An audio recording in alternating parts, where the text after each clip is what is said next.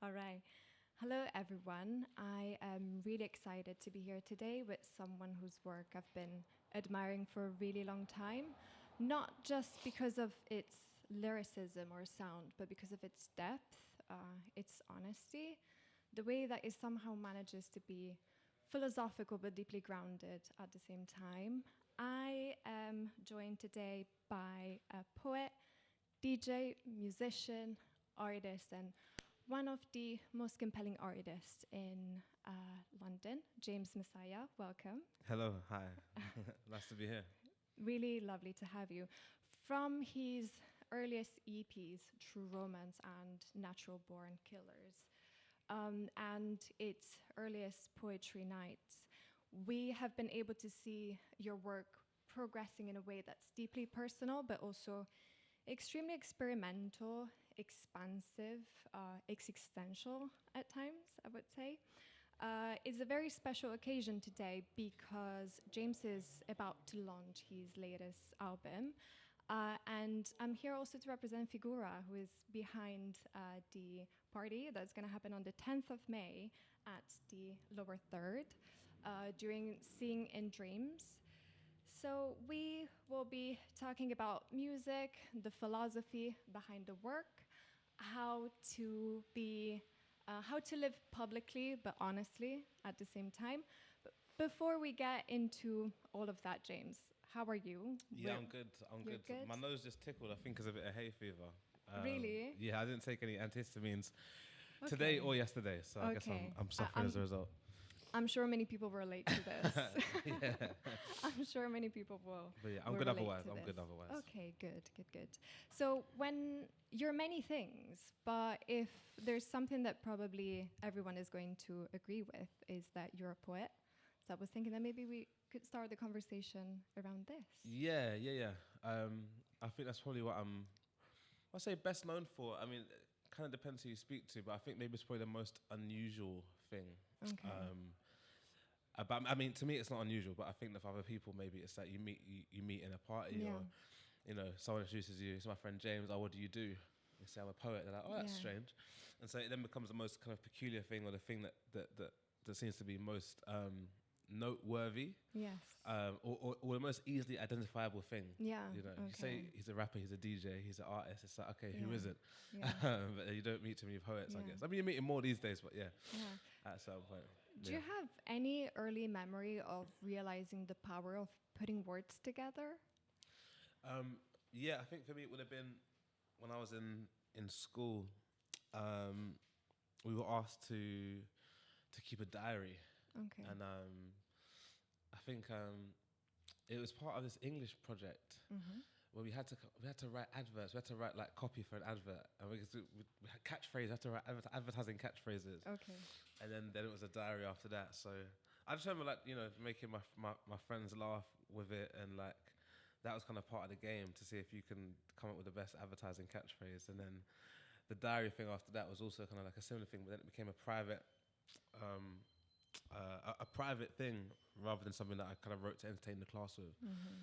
And at that point, I guess I started to enjoy kind of putting word combinations together and going from there. Yeah. Yeah. And also there's a format that I found very meaningful, adult entertainment, which is your party poetry nights, Yeah. right? Yeah. I don't mean to start with like a very kind of brainy angle, but something that I found exceptionally interesting is that while you're developing these poetry nights, you're kind of going at the very earliest stage of philosophy, like at least within a European context. It really reminds me of a symposium. Yeah. Right? So something that I find very special is how people developed some of the deepest thinking while they were drinking, while they were having fun. And these events, they were centered around pleasure. What I'm thinking is, was there a moment in which you were not only thinking, I want this to happen, but you were thinking, I think this needs to happen?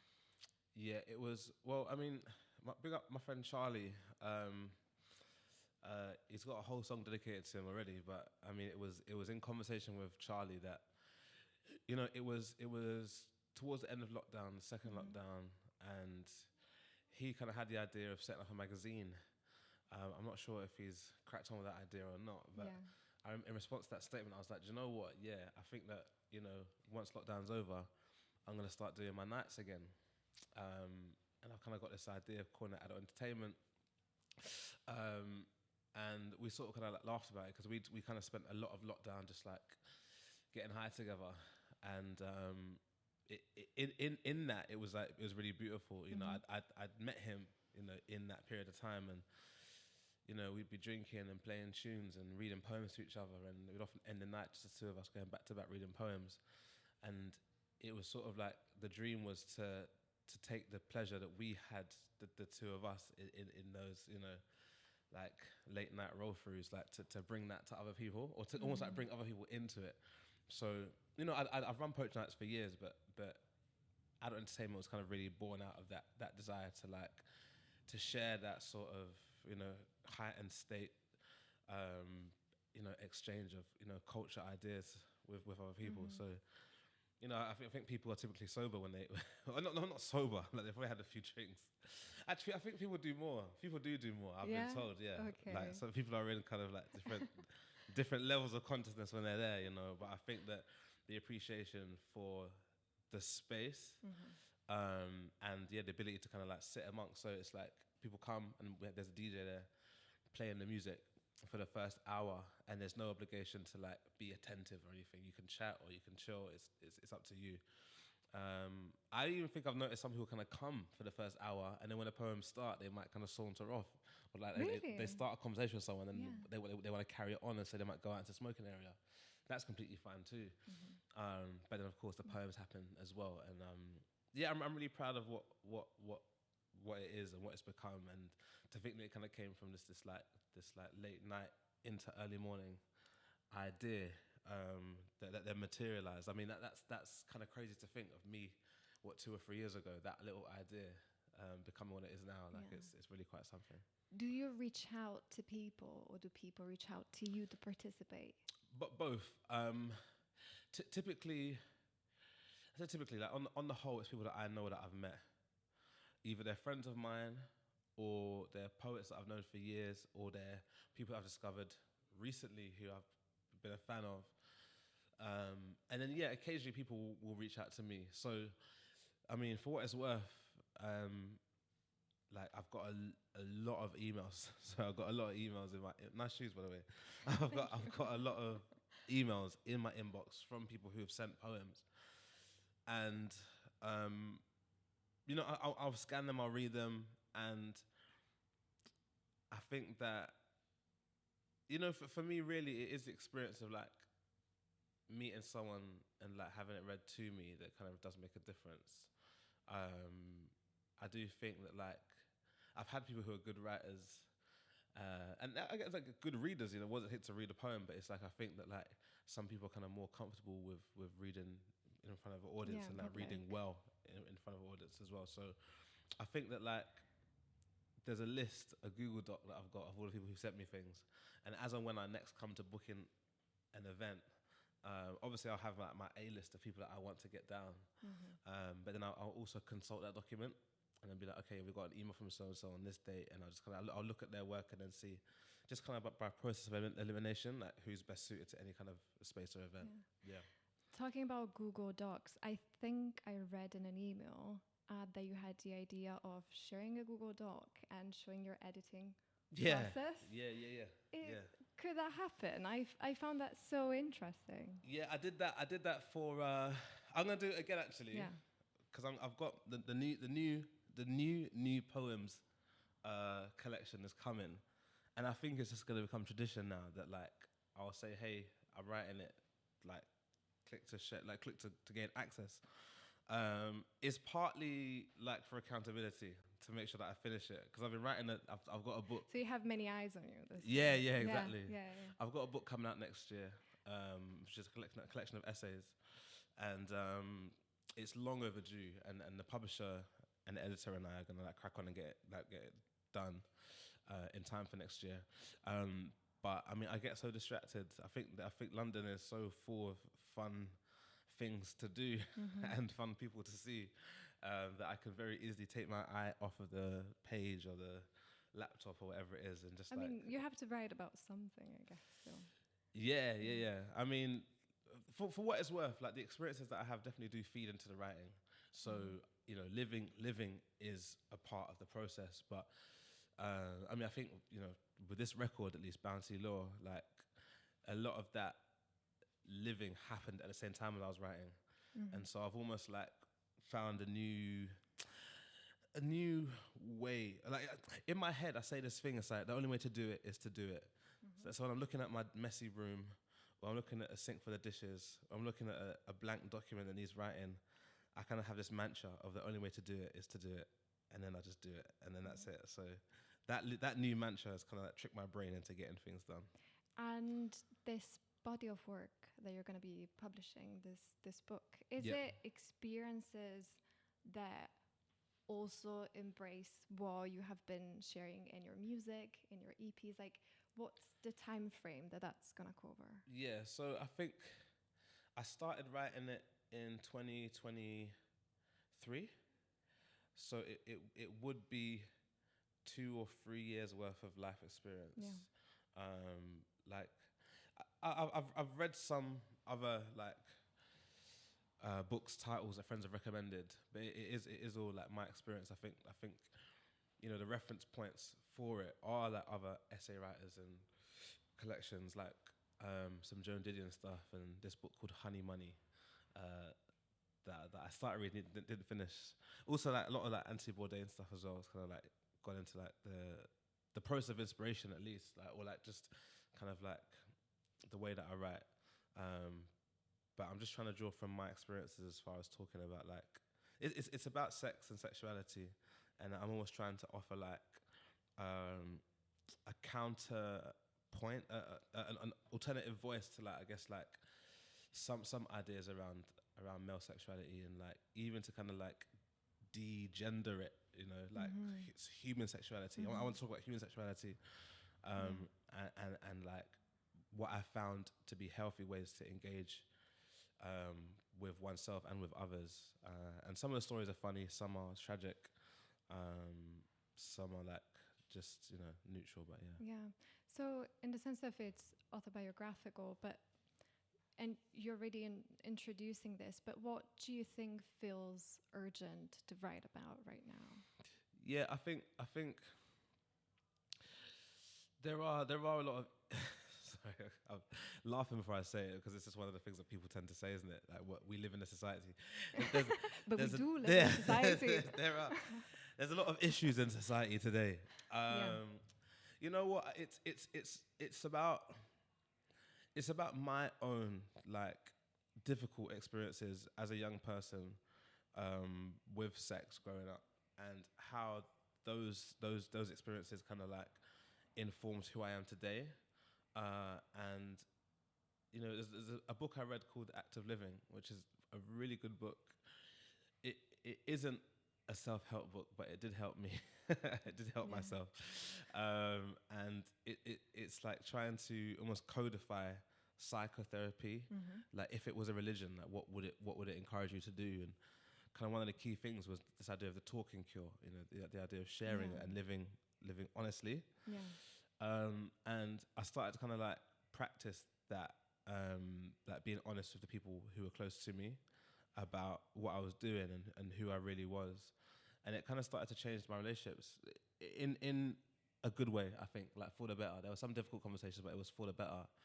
And then I kind of started to like think a bit more about like my past and even my present and like parts of my life that had kind of gone awry. And the reasons why that was, and it was to do with like my own maybe like insecurities around like around my body maybe, and like seeking validation through bodily exchanges, and I guess even as far as like my relationship to drugs and like late night culture, and to what extent it was sustainable or even harmful, becoming harmful based on like the fact that maybe I had these experiences as a youngster and I was still trying to like make up for them or compensate for some of the kind of like harm that was done to me. So, you know, I think as far as the question of like what's urgent, I think that people need to feel okay about the things that about who they are, I do think that like there's body shaming as a buzzword, but I think it happens too much. I think people are still ashamed of their own bodies, and I think that society does that. I think that culture does that, and I think it's very detrimental. Yeah. I think also that there's a lot of values that are attached to gender that need to die. That because I'm a man, I need to be like this, or because I'm a woman, I need to be like that. I think that has to die, and so I kind of like want to do my bit to like encourage the conversation around what it is to be a human, rather than what it is to be a man, and how humans can behave well in romantic engagements and in social engagements. Because I think that, you know, I haven't done a degree on it, but I've lived a lot of life and seen quite a bit, and so I think that like I can like at least tell my own story about like the things that I think help to make these exchanges more healthy. Yeah, exposing yourself in such a generous way. I wanted to ask you, is there such thing as keeping something only to yourself when you're a poet? Do you know what? I thought this the other day because someone told me something that someone said about me at an after party. And I was like, they don't know that you've just told me that. And it occurred to me that if you tell anyone anything, particularly after 2 a.m., you have not just told that person, you've told everyone in their phone book. As a poet, I don't know, you know, I was doing a reading the other night in Knightsbridge, and it was an hour of me. And, you know, I've done a lot of readers over the years, but to do an hour was like kind of, I hadn't done that in a while. So I read some essays and I read some poems and I did some kind of acapellas of some of the new tracks and stuff. And someone kind of asked me this, like, wow, how do you do it? Like, how are you so brave? And I was like, it isn't even how do I do it? It's like, how could I not do it? I think that like these things, if I don't expose them, they'll eat me up. Yeah, and also like the really good understanding on how universal the human experience can be at times. Yeah. I think that as well. I think that's maybe like where, you know, any quote unquote success that I've had, I think separate from like, you know, being able to catch the beat, you know, is like in that ability to retell my own stories. And I tell you what, I mean, I think that for a lot of the poems that I like are poems that I've like, I guess it's that thing of empathy, you know, like, oh, this person understands me, or like I understand myself more through what they've said. So there's like this Roger McGough poem that really does it for me. There's an Allen Ginsberg poem that really does it for me. Emily Dickinson, like there's a few poems that I kind of have in my like back pocket, and they're there because I remember when I read them, they made me feel more all right about who I was. And so I hope to do the same with my writing. And so I think it's kind of my duty to be as like transparent as possible, you know? Yeah. Your work contains many contradictions, so life and death, pleasure and fear, anger and happiness. I'm wondering, what contradiction in you are you the most proud of?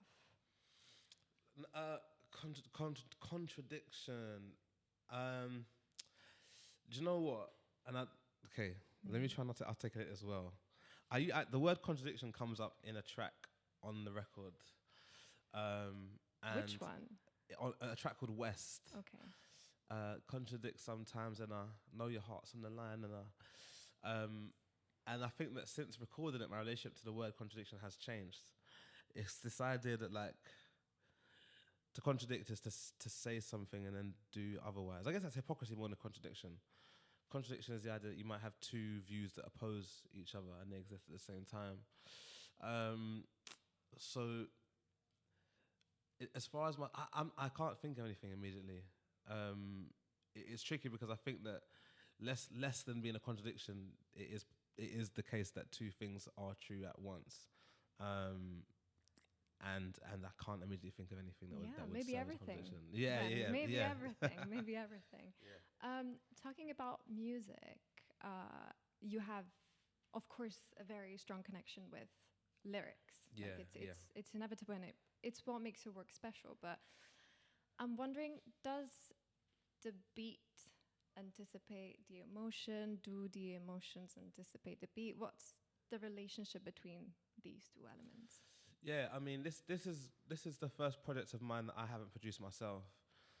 So Natural Born Killers and True Romance, I kind of slaved away in front of the laptop on Logic, making those beats, and I think in some instances it was like, you know, as far as talking about contradiction, it wasn't like these two opposing things. They kind of like melded into one another. So I might have this line that I keep saying to myself, and then I like make like a synth, like a bass line or something, and then the lyrics kind of develop from there as the feeling goes.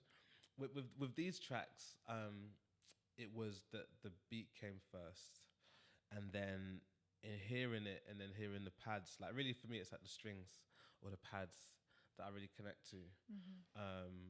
I've started doing my own radio shows. The first track I'll play will be like a classical track, usually with the cello. I saw like Tchaikovsky. Oh, okay. Right? Yeah. Oh, on my I yeah. saw that. That was incredible. Yeah. So I connect most with the strings, even in my own productions as well. Like the song isn't finished until it's got some really. And funnily enough, you know, I don't know why I'm stuck on contradictions now, but like this idea. I was chatting to some friends of mine actually. On a late night party situation, and then it was like, what is a word that defines happiness and sadness at the same time? And we were really stuck on this word, and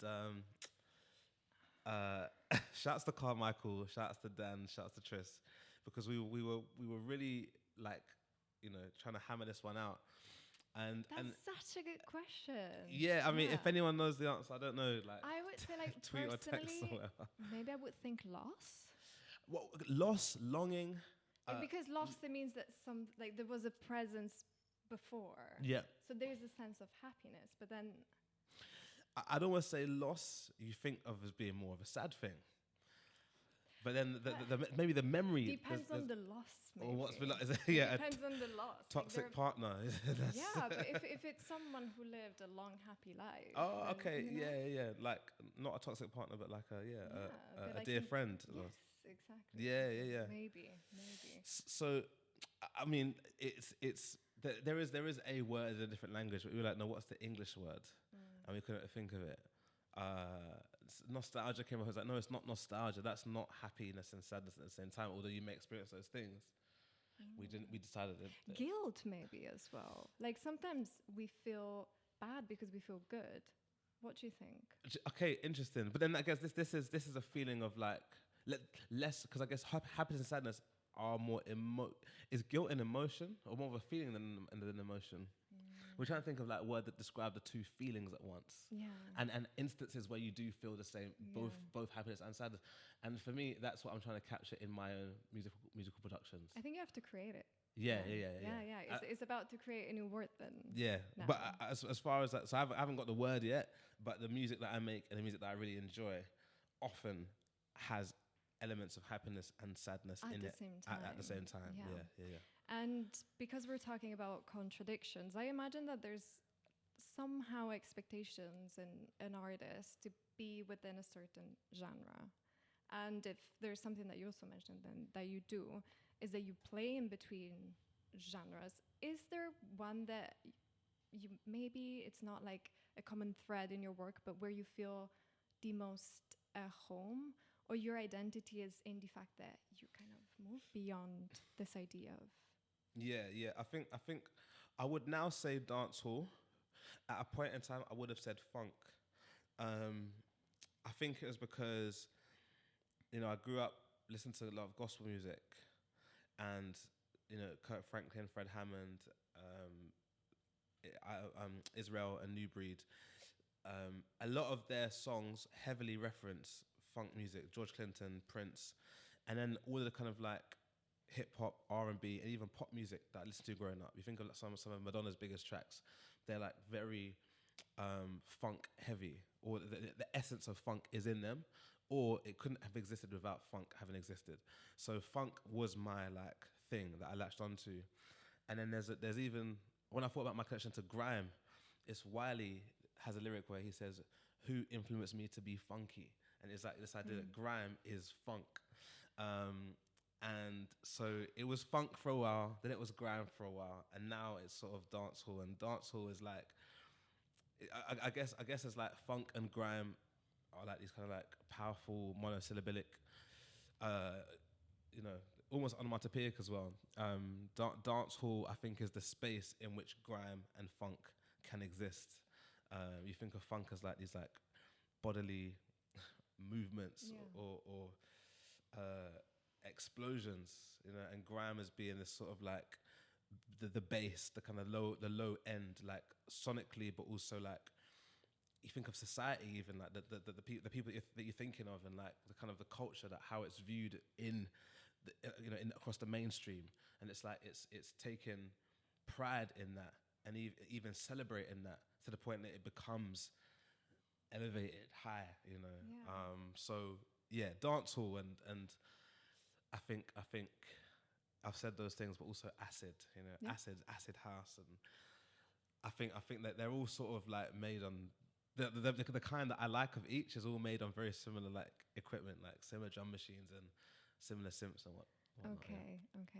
So it's as if music can be kind of a bodily experience. I think you mentioned once that poetry is about the body and what the body wants to do. I wonder, what is your body teaching you lately? Man, so many many things.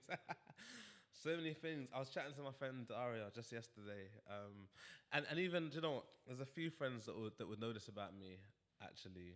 I have a thing called The Thing. Okay. Okay. And the thing was like, so I was like sober for 6 months. This is like after like doing too much of too much. And when did that happen? This happened it was Halloween 2021. Okay. When people who were in the house would remember, like, actually out of the house, I like, too much.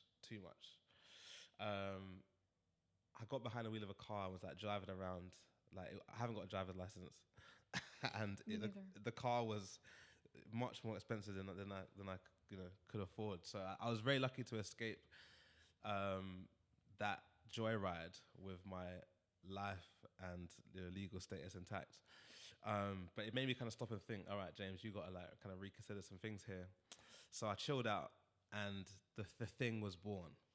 And it's sort of like it's a dietary thing, it's a sleep thing, it's a social thing, and the thing is calling me again. Now, the thing is calling me. Like I said to Daria, I said I'm gonna start the thing again on Monday, and that's what I was saying. That friends who know me will know that the thing always starts on Monday.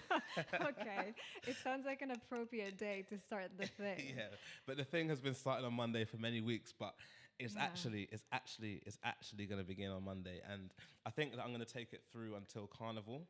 And it isn't like any kind of like high and mighty like righteous thing that like I don't think of myself as like better than anyone else, and like I love to indulge, like I really do, like it's almost like my life's purpose. But right now I'm aware of things that I need to do as far as like my longevity is concerned, like my ability to enjoy life for as long as possible. The thing is important for that longer term enjoyment, and the hope is to balance it out, so it doesn't need to be quite these extremes. I'm just wondering if you're saying the thing because like it's something that it's just you can't name. No, like the thing. I'm thinking, could the thing be a person, a process, a phenomenon? Who is the thing, and like what is the thing? So speaking of which, like your interrogation on life and these themes that tend to be very personal but also like deeply universal, you have a very strong connection with philosophy. What I find special about your approach is that you know that philosophy is not just something that you observe, it's something that you apply. How was the process of, let's say, not just researching philosophy, but making it your own?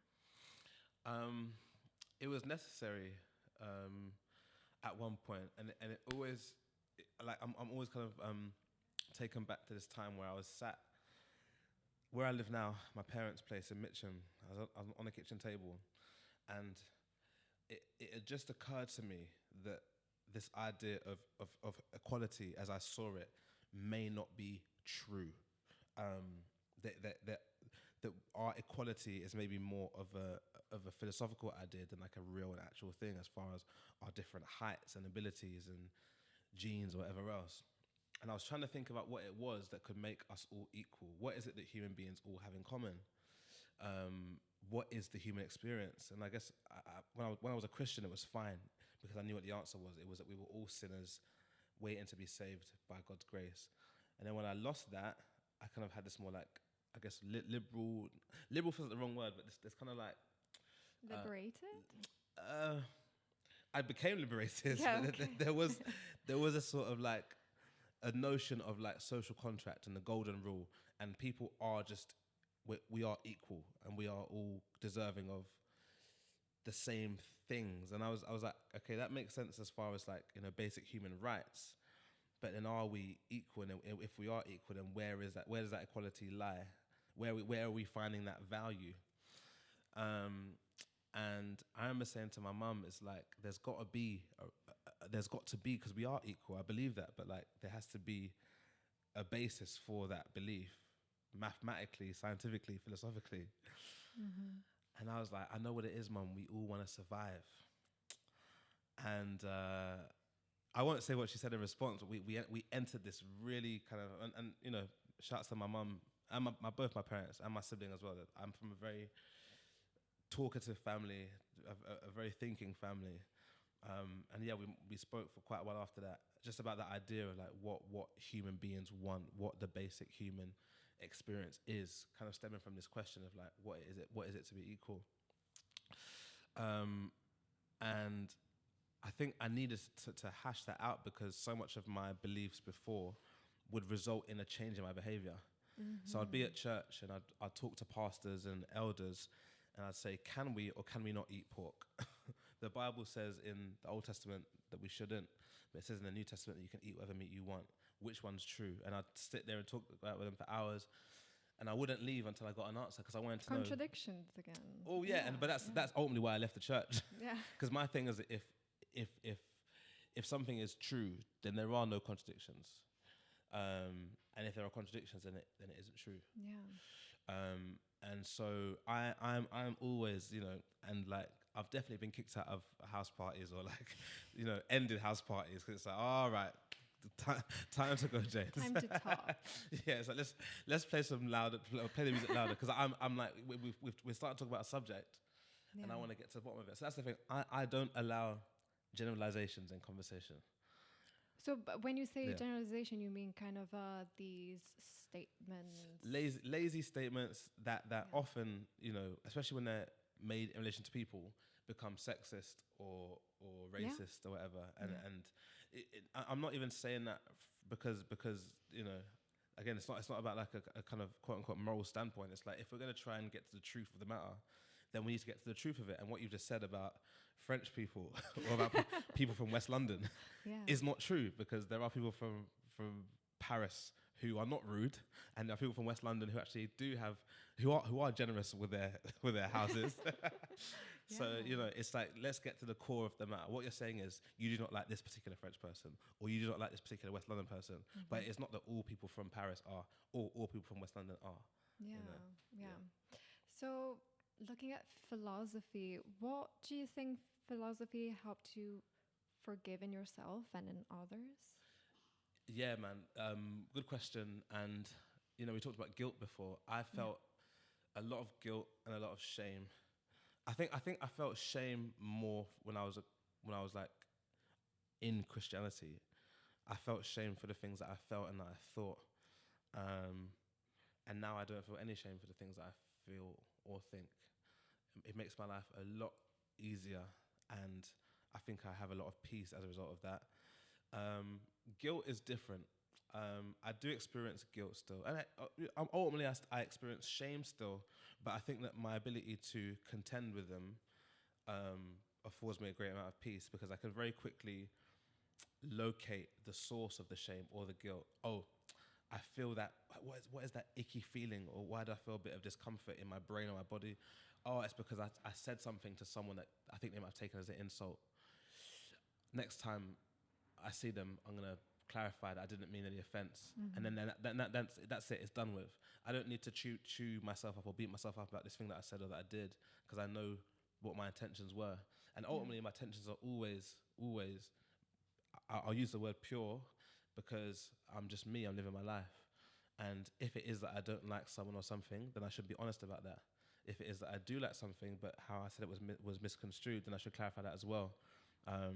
It all just comes down to being truthful, primarily with yourself, and knowing what your values are, and then kind of operating from that standpoint. I think a lot of people maybe they think things and they feel things that they think are wrong to think or feel. Yeah. Whereas I don't believe that anything that you think or feel is wrong in and of itself. I think that like a context can come and change that belief, but ultimately what you think or feel is what you think or feel, and you are as much a god as anyone else. Yeah. What is what you just described a moral egoism? Yes. Yes. Okay. Okay. Good. In essence, yes. Okay. Okay. Good. Can you expand on that? Yeah. On what is immoral? Yeah. So, amoral egoism is the belief. So the amoral part is moral nihilism. There is an objective reality, but there is no objective morality, which is to say that there is no value system as far as ethics are concerned that is true in and of itself. Its truth is only contextualized by someone's self-interest, which is the egoism part, which is that everything that exists, all things that live ultimately for their own self-interest, and then it is what's in your interest that determines what you deem to be good or bad, right or wrong.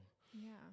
I'm just wondering if this mindset can be beneficial, especially for people that experience life a certain way. Who do you think these people could be?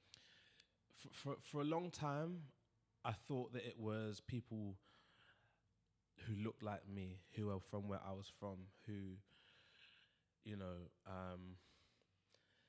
black, working class, debatable, I guess it's even that. It's like it's people who aren't sure where they fit in, thinking that because I'm black, or because I'm from a working class area, because I'm a man, I've got to behave in this way, or think this way, or feel this way.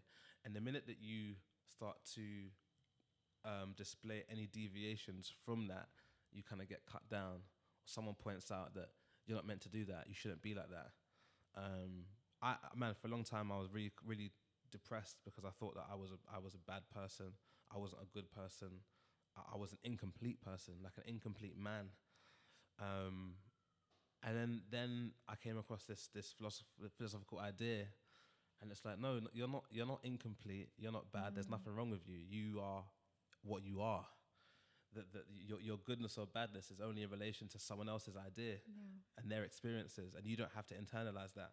And so I think that the hope and that the dream is that this kind of becomes like, there's nothing you have to do. Once you're an amoral egoist, you don't have to now do anything. Yeah.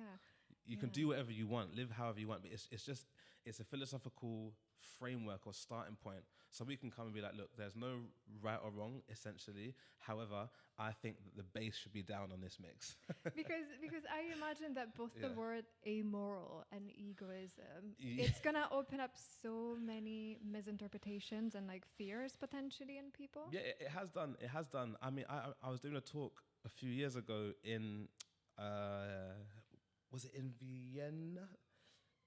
No, not Vienna. It was in, it was in somewhere in Switzerland. I mean, you could not say Austria. any place. Yeah, I'd say, yeah. Like, and I remember I was talking about it, and someone threatened me. They physically threatened to hit me if I carried on talking. And I don't know what they thought I was saying. but again, I think it was just, the more we talked about it, the more that they thought I was coming from some sort of like strange political stance. And I was like, no. Me and you probably have the exact same values. and what we both want to achieve is probably the exact same thing. And I've honestly, I've tried to think of different words, but one, I'm now attached to the A and the E. Like adult education, Okay. I'm hooked in, you know. What other A and E? Absolute empathy. Okay, absolute empathy. All equal, arrive early. Yeah. Accept everything. Okay. Ally, enemy. Like okay. I do like to find contradiction or like, you know, opposing ideas. Polarized.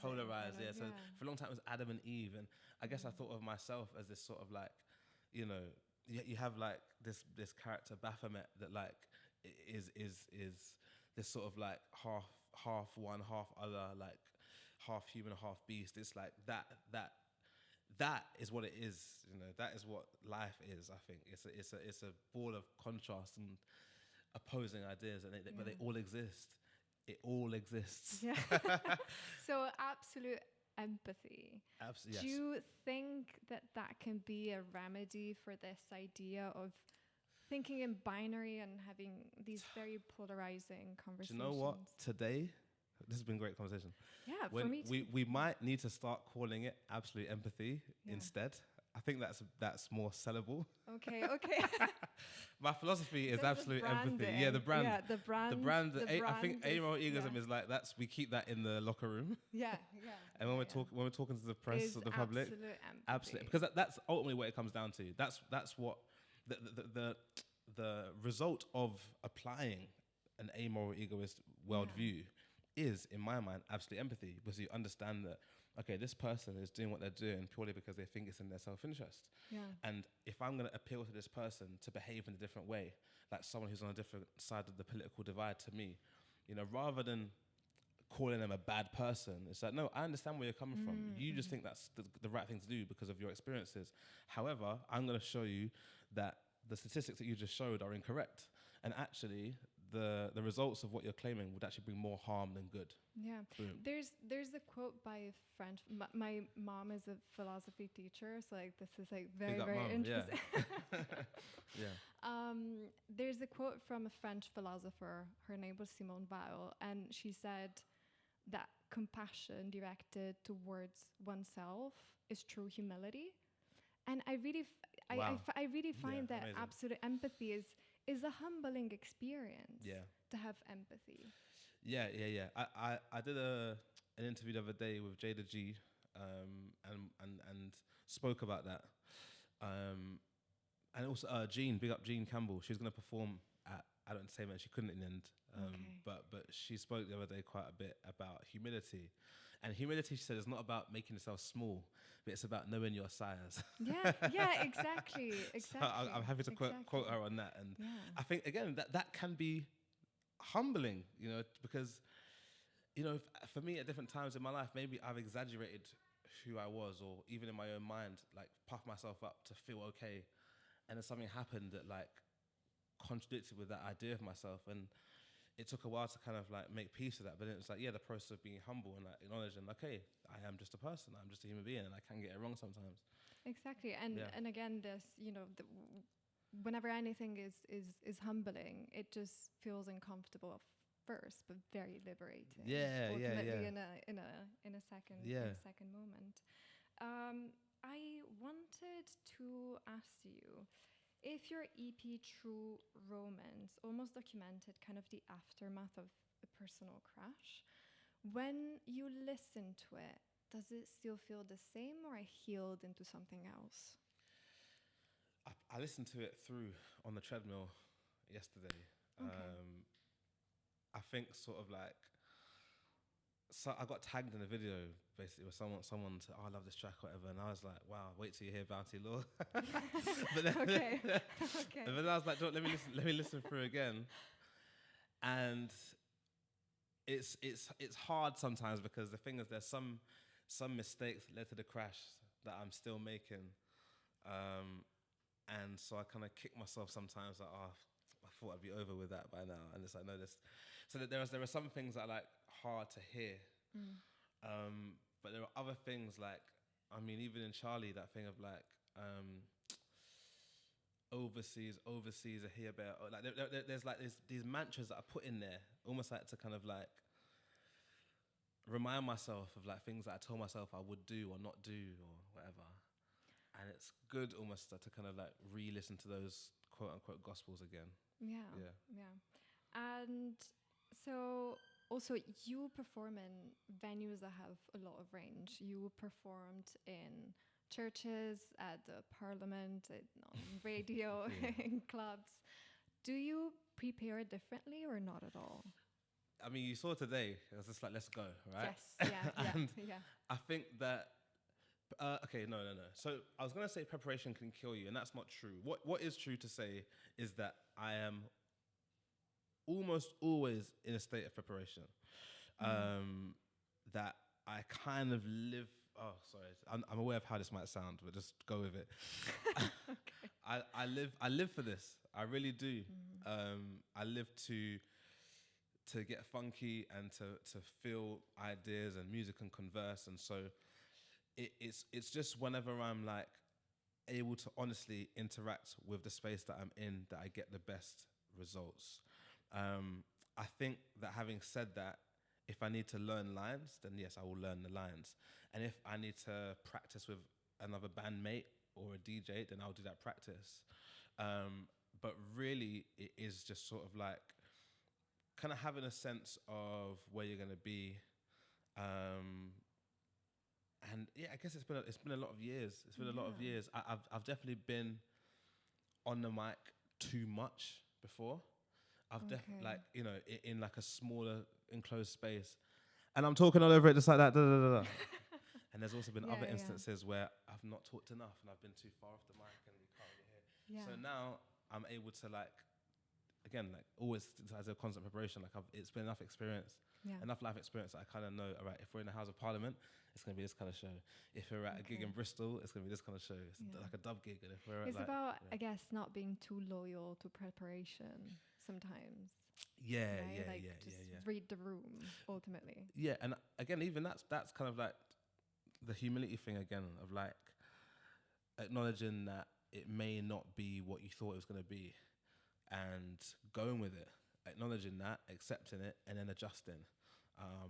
Like, man, one of my not most recent, but a recent gig, I wanted to do a rap show because I was so excited to perform these new tunes. And I got there, and it was a lecture theatre. And what I should have done, in all honesty, is change the show either to be like an ambient soundscape set with me doing a kind of dub echo thing, like a soundscape, or straight up poetry reading. It should have been one of those two. I persisted, did a rap show, and like, it wasn't a bad show. It was a good show. But at the same time, I know, like, you know in your heart when you smashed it and when you haven't. And it was just like, I took one for the team kind of thing, because I was like, do you know what? You know what, I'm going to love this. I've come all this way and I really want to rap, so this is what it's going to be. But at the same time, there was this moment where I was like, do you know what, James, that should have been an ambient set. So talking about your latest album, Bounty Laws, so True Romance, the title, is taking inspiration from a Tarantino movie, Natural right? Born Killers 2, yeah. Bounty Law. Bounty Law is also a Tarantino reference. Yeah. Okay. Why Tarantino? I love the films. Okay. I love it's not even that I love the films, because even like the most recent ones I didn't love as much. But it's that, I mean, when I was young, I used to love ECW wrestling, and I used to play a lot of fighting games. There's this thing about violence, and you know, I guess there's that question like, what is it to be human, or when do you experience humanness the most? And it's that kind of quote in The Matrix, like, it's not true, but I like it, which is like, you never truly know someone until you fought them. Okay. And I guess it's like, it's just a return to a more base sense of humanity. I love how crass the films can be. I love how blatant the drug references are, the sex talk is, even some of the racism. You know, I think that it kind of puts, it kind of like makes a sexy portrayal of the most base parts of humanity. and it presents it in a way that's like appealing to me at least. And so yeah, I think that like my kind of connection to his films is that, and I think that like referencing his film titles in my projects, I think I'm going to continue doing it. I mean, at this point, like, Yeah, you have to. yeah. Like, you're like three. Three for but three. Yeah, three. Yeah. Yeah. So I'm just going to keep it going. I was like, should I do an album called Pulp Fiction? I don't think I should. I think that's been, I don't maybe at the point when, you know, he's done, was it Once Upon a Time in Hollywood, like you can start to mix it up. So you do Once Upon a Time in Mitcham, or you do. Okay, I see where you're going. Yeah, you know, so there'll be maybe at a certain point there won't be direct references. There'll maybe he should more know about this though. Say again? I would love if he would like know about this. He should know. Yeah, I have a friend who has a friend who knows it. Okay, it's like the 3 degrees of the separation. Yeah, I'm kind of waiting until, you know, maybe we're not quite Grammy level yet. I'm kind of waiting until inshallah and all that. I'm kind of waiting until we're Grammy level, and then it's like, you know, it won't be like he's doing me a favor. It'll be like I'm an established artist and I've got a show at the O2, and hey, Tarantino, do you want to come down? You can say that already. Say again? You can say that already. I can. Maybe that's me being too humble. Maybe. So how do you feel now that you have been working on this album and it's about time to just release it into the world? How does it feel like this moment of being on the edge of something great? It feels good, man. It feels really good. I've started sending it to people.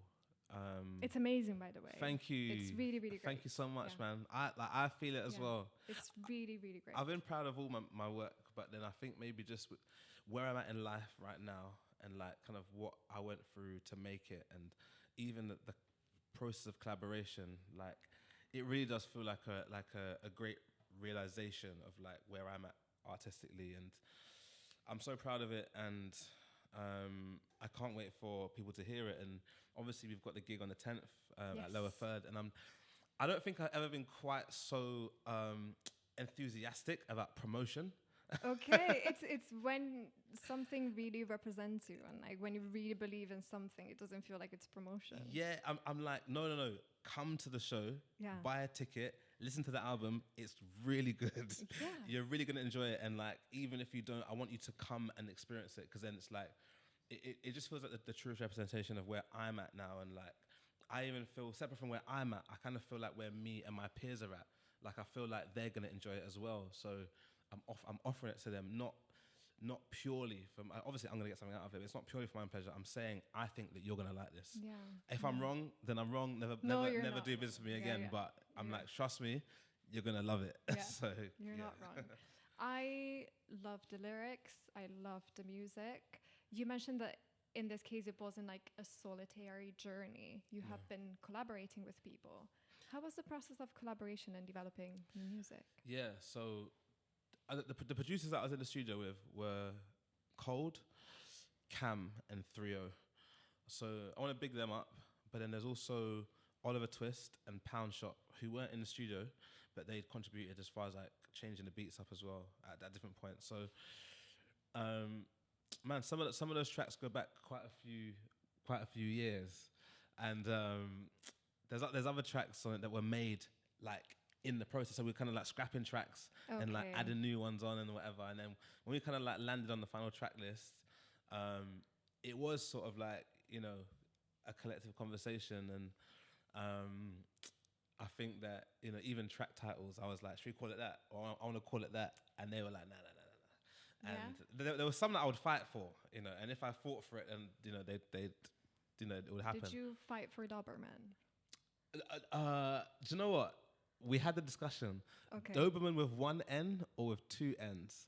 Okay. And Cam was quite, no, not adamant, but Cam wanted the two N's. Okay. And I was like, sure, Doberman with two N's, and we went for that. I think all the tracks, I think they're kind of just one word. I wanted to call, West was actually called Pressed before, and the hook was pressed rather than West. Mm-hmm. And then the track was incomplete, and I sort of felt like what I was saying at the time when I started writing it wasn't true for me anymore. And what was true was that I was enjoying hanging out and partying in West London. So I was like, we're going to call it West. Okay. To that chagrin of many friends of mine from South and East London. Yeah. So looking at your EPs and your albums as phases of your life, what era are we stepping into? Do you know what? The Bounty Law phase is sort of in like, you know, it's like the music will last forever. And that acknowledgement of what Bounty Law means, it's like, I was chatting to an interviewer yesterday, trying to like explain where I was going with it, and I was like, it's this idea of like what the social contract is, and almost like how my relationships to friends, lovers, family have been impacted by my life, like my drug taking or my orgy attending. Like how do my family and my lovers and my friends feel about that, and what do I owe them? What do I owe you as a son or as a partner or as a best friend? Like, you know, am I supposed to like not enjoy my life, not be true to myself? Because there's this ancient idea that we're supposed to be like married and have children and but then it's like, what is the social contract? Do we even know anymore? So it's sort of like this idea of like the law of the jungle, the law of the bounty hunter, who kind of is a law unto themselves. Okay, I see. But then also like a contract killer, as in like, I am paying you to be here. So there's a conversation to be had about sex work that we can maybe have. I don't know how much time we've got left. But no, I think actually like we're gonna have unfortunately to wrap up very soon. But yeah. But yeah, it's all of those things, and I think that the Bounty Law era is sort of like just beginning. Like it's almost like we're a bit more confident than we were on True Romance, and there are some ideas that are kind of like being crystallized, and I almost think that the next 2-3 albums are going to really like be more kind of firm idea of like who this person can be. Yeah, beautiful. Yeah. So I have one last question before we jump into your DJ set. May 10th, Sing and Dream, the lower third launch of your album. What can we expect? You can expect Cam, you can expect El Heist, you can expect Sasha B, you can expect Lauren Duffus. Amazing. Yeah, we haven't announced Lauren yet, actually. This is the announcement. Okay, announcement. Lauren Duffus is going to perform. Or DJ, we're not sure yet. I actually need to get my emails today and confirm that. And you can expect me. You can expect a lot of people having a good time, dancing, drinking, chatting, rapping along, singing along. It will be a moment, I think, in like London times. Like I like to think that this will be like a moment that gets spoken about in years to come as like something worth putting a milestone on. Yeah. Okay, so I'm gonna see you in May then. Yeah. Thank you so much, My pleasure. James. Thank you so much, and we're gonna jump into your DJ set then. Yeah.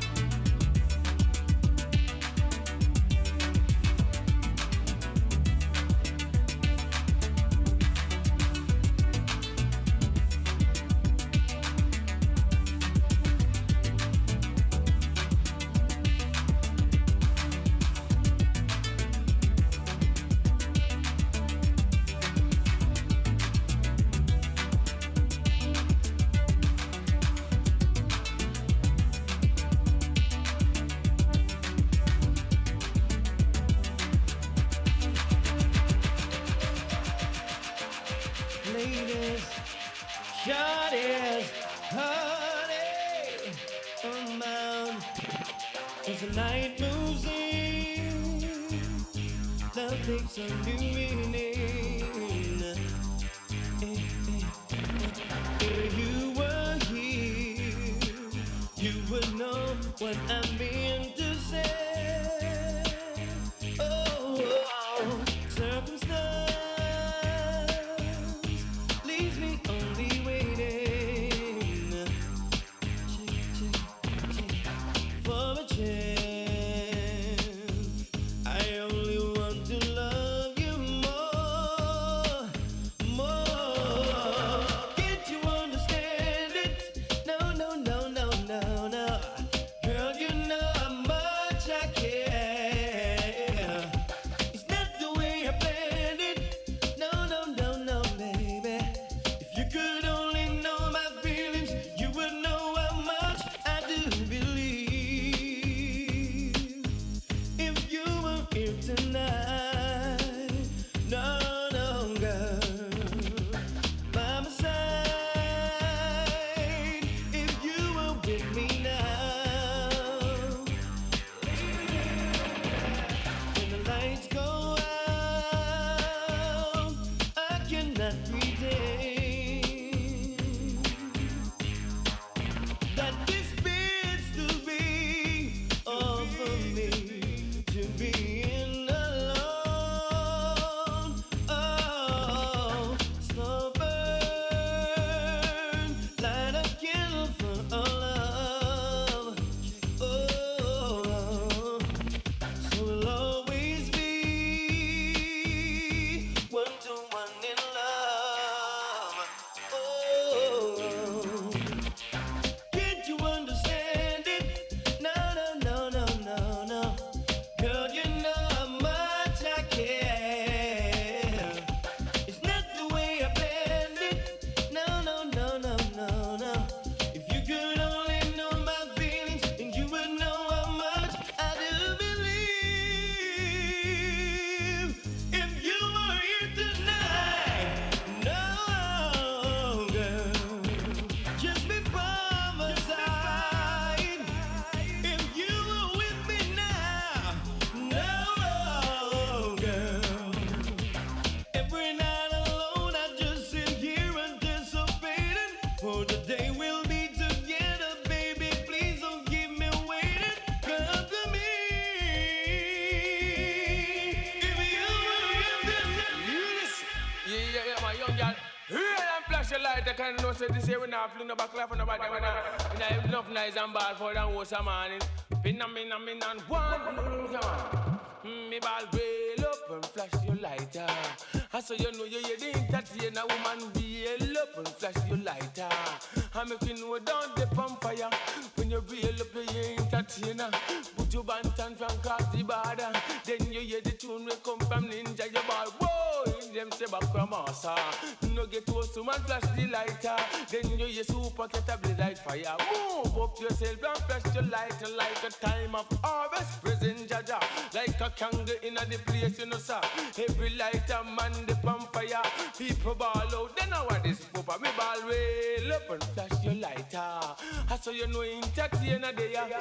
Come on, me lick up, but me know me tell you what. People say you're full of sin and stamina. One time you come from dance man, your host like our. People know you the new style. Come here 93, you come down, me back from Massa. Rail up and flash your lighter. When you see the down the pump fire, me ball rail up and flash your lighter.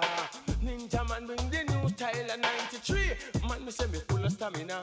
Me know you no nice in the dance, you know, so me no go see them jump up and me see the lighter. In the stadium, I pay blasted fire, me think about it, I burn down back where Massa when them rail up and flash the lighter.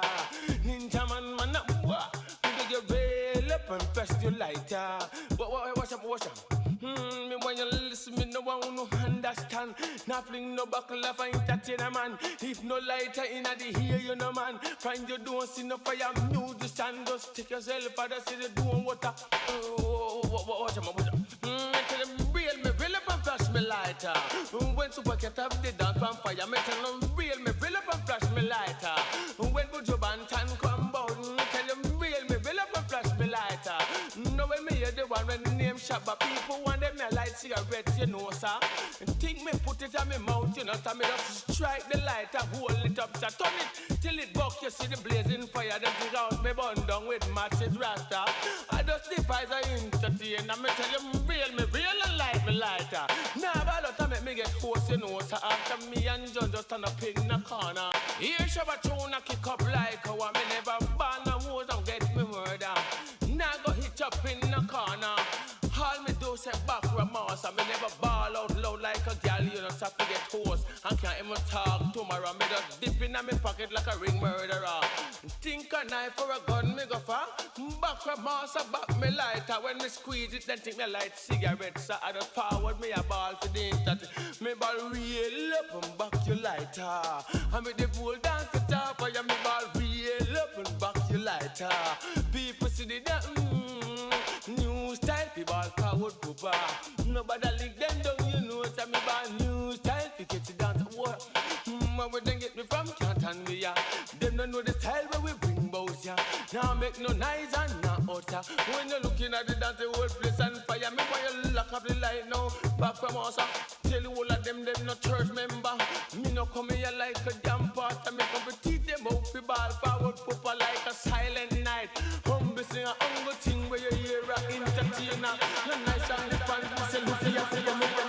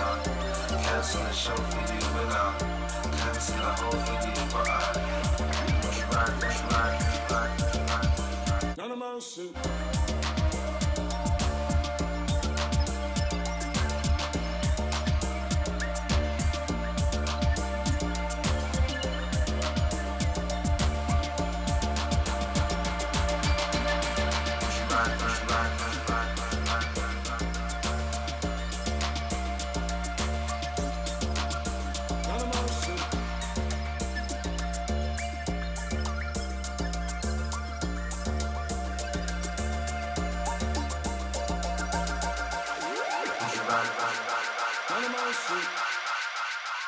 What you think? Me gun mud like 20 Bellevue. And first of all, it don't take interview. Never ask nothing about your point of view. Run you, me gonna ask who you, me gonna take interview. You dead, you this a shoes like some show. Who you, me gonna take interview. Cause it mad like 20 Bellevue. Well, even more when you kill a sea view. Some gonna like some kangaroo. I tell old murderers what them going to. Me never ask nothing about them point of view. War murder, you so till it all screw. Black blonde bully to bring them out of them shoe. I'm out to shot them, get it, turn them black and blue. And all the head gonna party in a two. Now so you me gonna take interview. You dead, you this a shoes like some show. Oh you me gonna take interview. They gun mad like 20 Bellevue. Now so next me now that so be dead. War see me smile, this make some bloodshed. Me gonna young boy this like a scar leg. I kill me come kill and it no make sense a beg. Me gonna no conscience, that's all it has said. Me gonna in a million and to kill it is my pledge. Gunshot about on the skin like a sledge. This is not above the rim, you're gone over the head. So, oh you me gonna take interview. You dead, you this a choose like some show. Oh you me gonna take interview. The gun mad like 20 Bellevue. Now so early, me no heart so soon. Stepping on me beer, me say your head got to moon. Hey, me say your head gonna bust like balloon. This me January now dead before June. Oh, you feel me and me gun them fi gone. Me gonna yam me pork and it them yam with spoon. We gonna give a boy a one room. Oh, you me gonna take interview. You dead, you this a choose like some show. Oh, you me gonna take interview. Billy Diamond gun them brand new. Well, even more when we a kill a CEO. Then pick up gun and like some a kangaroo. Tell old smugglers what them going to. Never say nothing for them kind of you. Gun war start and them say kill the old screw. Black blonde belly to bend them out of them show. I'm out of shot to get the time them black and blue. Now them made it all part in a toe. Oh, you me gonna take interview. You dead, you this a shoes like some show. Oh, you me gonna take interview. We make them molest me out of half of you. Now, so next me not dark, so fi dead. Wow, see me smile, this make some bloodshed. Boy, like me gun yam like fish and bread. And bust them up of this like some skull bag. A black blonde bullet to tear down them all shed. Me come in and fi kill someone and make sense in the bag. Me gun on no conscience, that's all it has said. Gun in a million and the kill it is my pledge. Black wine a shot mark a skin like a sledge. Over the rim you gone over the head. So, oh you me gonna take interview. You dead, you this a shoes like some show. Oh you me gonna take interview. The gun mad like 20 Bellevue. Knock so early, me no half so soon. Stepping on me when me send your head got to moon. Yes, me say your head has the bus like balloon. This me Johnny where we come dead before June.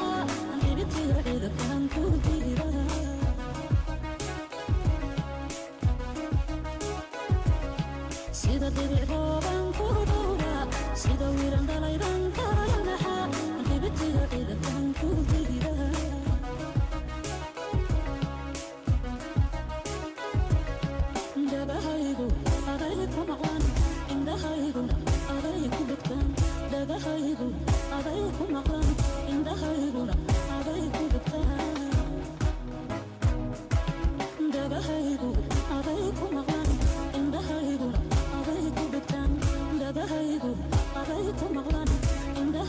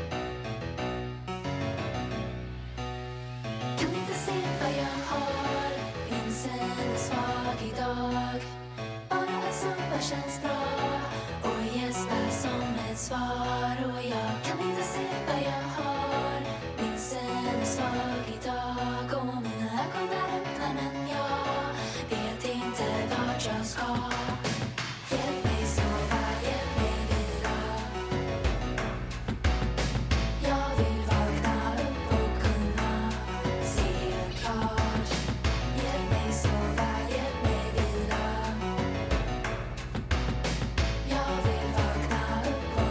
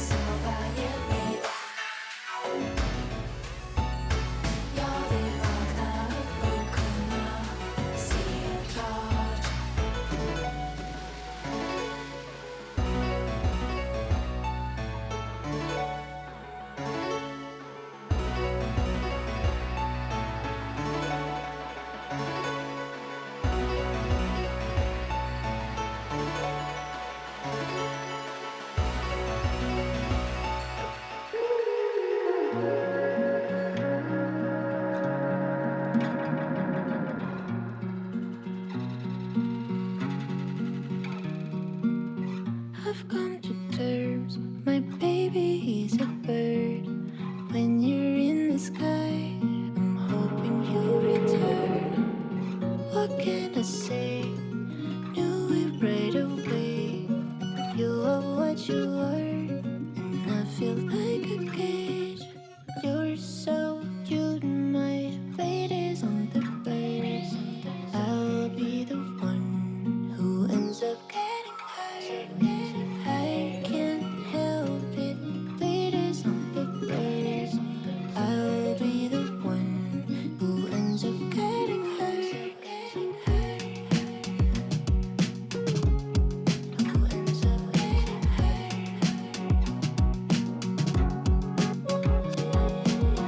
And when you land, curled up in my hands, feathers come and go. Oh, don't you understand? I need you now, and I miss you when the wings I fell in love with take you away again. You're so cute, my fate is on the verge. I'll be the one who ends up getting hurt. I can't help it, fate is on the verge. I'll be the one who ends up getting hurt. How can I be out? How can I be your cloud? How can I be your light up? See that in your eyes when you say your face. I know that you will feel, baby. I can see. How can I be your cloud? The one that doesn't have an end. Arms that are all around. Or should I help you what I can see that you feel it down. I'm scared that you always fail, but you're not the only one who's afraid of losing something.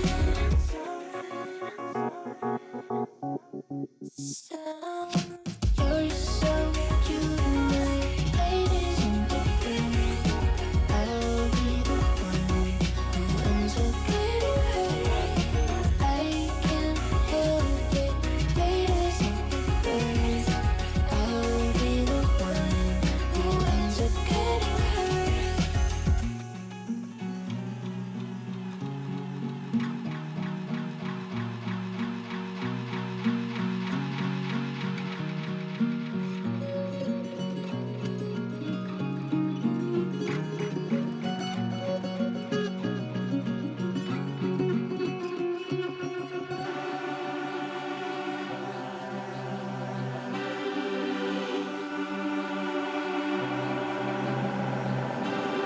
Yeah, know I got things everywhere. No say, I got my ting right here. See my new ting, gorgeous, long brown hair. Send the address and I came right there. You know I got things everywhere. No say, I got my ting right here. See the cocaine, 90% so rare. Send the address and it came right here. You got your new ting, I got mine. My new ting, blonde, peroxide. No says she hot, you know what the block's like. Neutrino to my oxide. Time move fast, you know what the clock's like. My new ting, blonde, peroxide. No says she hot, you know what the block's like. And we're on street like the lock's like. You got your new ting, I got mine. My new ting, blonde, peroxide. No says she hot, you know like the block's like. Neutrino to my oxide. Time move fast, you know what the clock's like. My new ting, blonde, peroxide. No says she hot, you know what the block's like. Fast, you know what the clock's like. Yeah, time, run away. Wish it could've all been another way. Just another rap, just another race. Just another cat tryna cop an A. Went church and I lost faith. Down on my knees but I don't pray. I realize it will never change. I'ma talk through it on our next day. Yeah, I healed but I got pain. You see us inside like a plain Jane. Sitting on the hill and I watch planes. See a tear drop on your watch face. Things take time, don't rush, never watch face. Gotta take life at your own pace. Gotta start owning your mistakes. Gotta be safe when you risk take. You got your watch on the wrong wrist, mate. But it feels right for me this way. You know it works when I display. Took a U-turn on the one way. Sun rays, yeah, I head for the sunrise. And and I ain't got time for these other guys. They're not real when they disguise, and they can't see in our disguise. Man real under disguise, too much rain in the sky. See, I'm sipping on the moonshine, but me know say the sun will soon shine. And I know say you're soon mine, and I'm soon yours, but we got time. You got another love, but it's so fine. I know it gets cold on a hotline. You got your new ting, I got mine. My new ting blonde, her rock side. No, says she hot, you know what the block's like.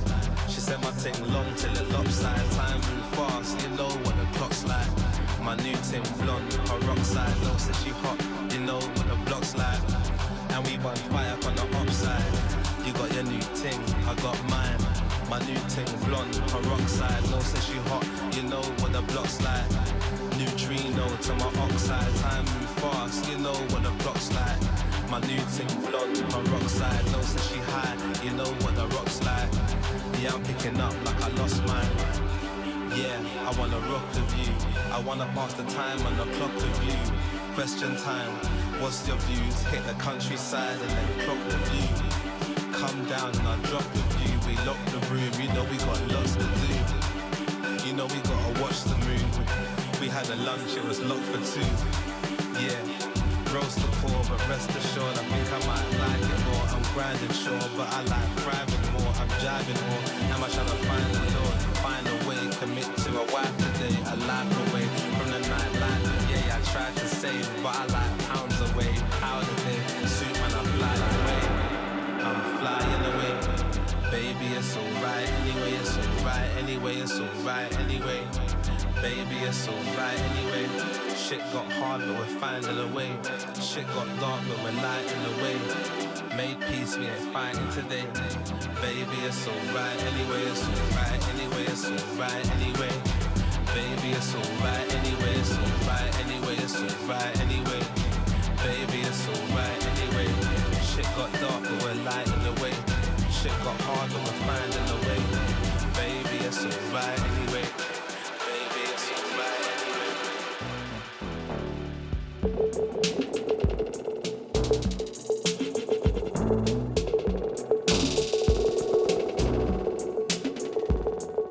Where's the love that shines every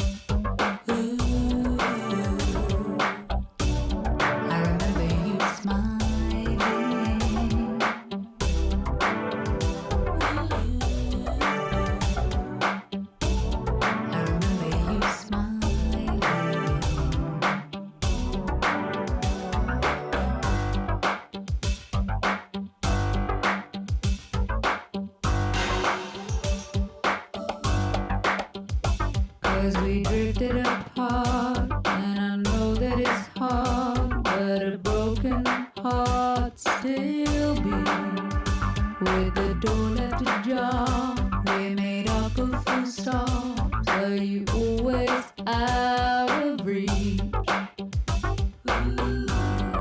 Slip through my fingers. Doesn't have to be so bad. I guess it's time to forget that. I remember you smiling. I remember you smiling. I remember you smiling.